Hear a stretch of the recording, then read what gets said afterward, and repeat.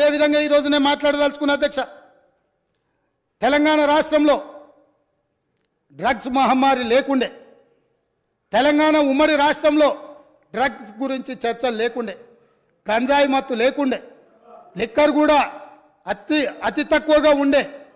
కానీ ఇవాళ ఏ పేపర్ చూసినా ఏ టీవీ చూసినా గంజాయి మత్తులో దాడులు జరుగుతున్నాయని, సింగరేణి కాలనీలో 6 సంవత్సరాల పసిగుండను గంజాయి మత్తులో రేపు మర్డర్ చేస్తే ఈ ప్రభుత్వం అచేతనంగా ఉండిపోయింది. ఈరోజు ఈ రాష్ట్రంలో జరుగుతున్న కారణాలకు ఈరోజు దొరుకుతున్న డ్రగ్స్కి ఈ ప్రభుత్వ వైఫల్యం కారణం కాదా? ఈ ప్రభుత్వం డ్రగ్స్కు సంబంధించి విచారణ మీద సిట్టు వేసి ఆ సిట్లో ఉన్న అధికారిని అర్ధాంతరంగా ఎందుకు బదిలీ చేసిండ్రు? అతను ఎక్కడికి పోయిండు? ఆ సిట్ ఎక్కడికి పోయింది? ఆ విచారణ ఎక్కడికి పోయిందని నేను అడుగుతున్నా అధ్యక్ష.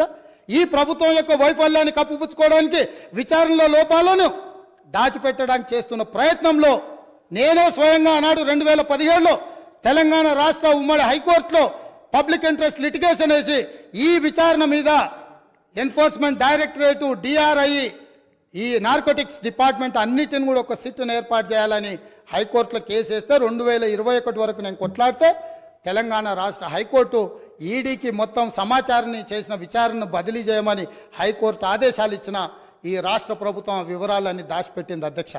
ఆనాడు డ్రగ్స్లో ఏవైతే టెలిఫోన్లు కానీ, కంప్యూటర్స్ కానీ, ల్యాప్టాప్లు కానీ, ఇతర సీజ్ చేసిన ఎక్విప్మెంట్, ఎలక్ట్రానిక్ ఎక్విప్మెంట్ని ఏది కూడా ఈరోజు వాళ్ళు ఫోరెన్సిక్ ల్యాబ్కు పంపించలేదు. వాటి మీద సరైన విచారణ జరగలేదు. ఆ వివరాలన్నీ కూడా ఈడీ అడిగితే ఇవ్వకపోతే ఈడీ డిపార్ట్మెంట్ తెలంగాణ ప్రభుత్వం మీద contempt of court case file చేసింది అధ్యక్ష.